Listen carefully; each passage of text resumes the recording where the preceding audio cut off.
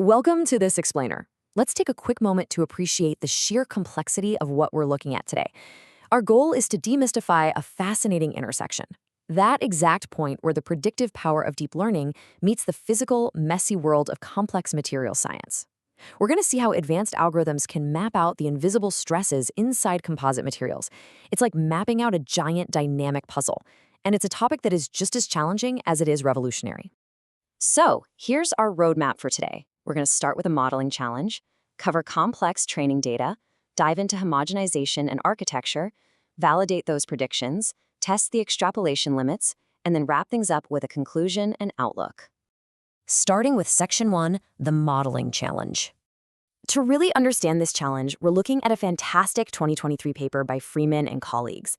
Now, in the traditional material science pipeline, researchers typically use representative volume element, or RVE simulations to understand these composites. And look, RVE simulations are highly accurate. The problem? They are extraordinarily computationally expensive. We're talking about a bottleneck that can literally grind iterative design to a halt. Now, you might be wondering why finding a new method is so absolutely crucial here. Well, it comes down to the interplay between highly stiff, short glass fibers and a softer polymeric matrix. Under load, the high stresses cause that matrix to yield, which creates a really complex, highly nonlinear elasto-plastic response. And because this plastic deformation is path-dependent, meaning the material actually remembers its history of deformation, kind of like a metal paperclip you penned back and forth, engineers desperately need a faster surrogate model. They need something that can predict arbitrary, nonlinear 3D deformations without the crushing computational cost we just talked about. Moving right along to Section 2, generating complex training data. You can't just teach an AI with simple push and pull data, right? To teach the network how this material behaves under stress, the researchers employed a continuous random walk algorithm. What this algorithm does is generate incredibly complex six-dimensional strain space inputs. By doing this, they capture highly representative, totally arbitrary loading conditions. This is honestly the secret sauce that allows the final model to handle the chaotic, unpredictable loading conditions a material might actually face out in the real world. But wait, strain is only half the story. The composite's internal structure varies too.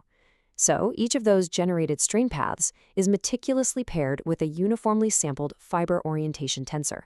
That just describes how the fibers are pointing. They also varied the fiber volume fraction between 10% and 15%, using constraints on the tensor's eigenvalues. By pairing random strain with random microstructures, they built a highly generic, incredibly robust dataset. Section 3, homogenization and architecture. Okay, so how do we get the actual ground truth answers the neural network needs to learn from?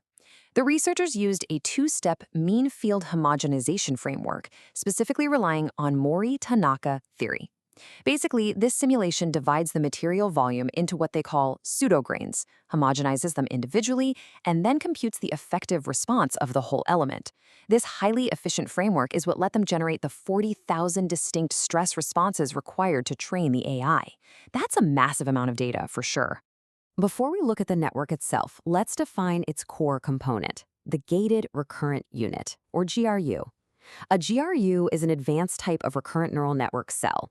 It contains hidden states specifically designed to model sequence data and time series.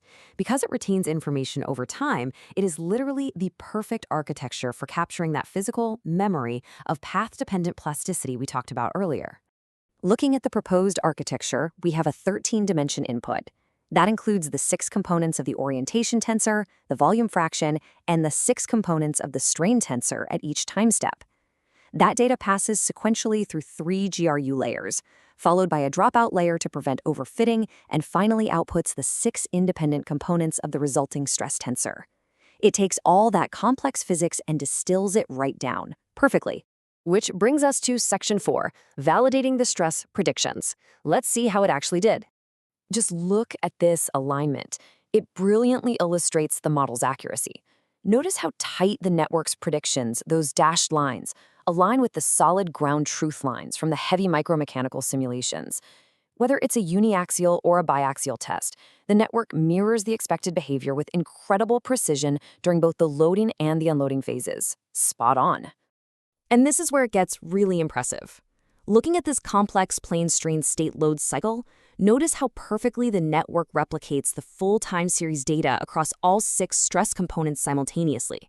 It isn't just getting one direction right, it's nailing the entire 3D tensor accurately throughout the whole sequence.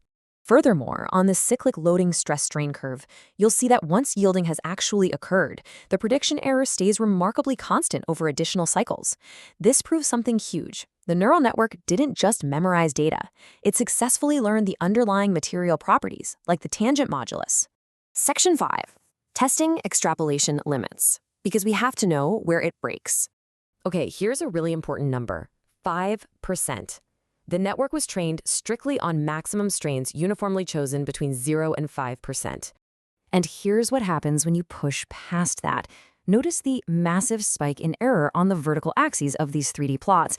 The network's accuracy drops significantly when tested on strains greater than 5% or when it evaluates samples with fiber volume fractions outside that 10 to 15% training range. It really highlights that the model struggles to extrapolate far outside its learned physical boundaries, a crucial limitation to keep in mind.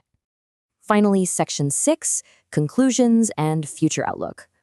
So, what should you take away from this explainer? Well, this surrogate model offers immense computational speed.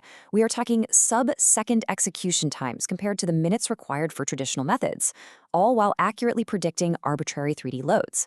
Plus, it completely bypasses the need to repeatedly calculate accumulated plastic strain, instead storing the plasticity history purely through the strain sequence.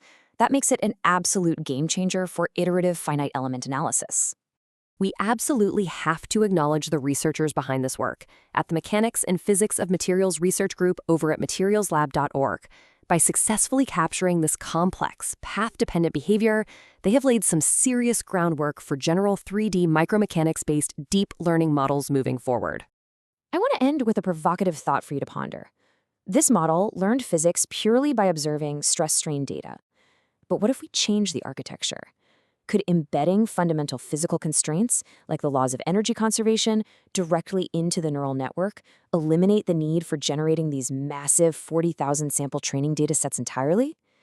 That integration of physics into AI might just be the spark that revolutionizes the next generation of materials modeling. Thank you for joining me for this explainer.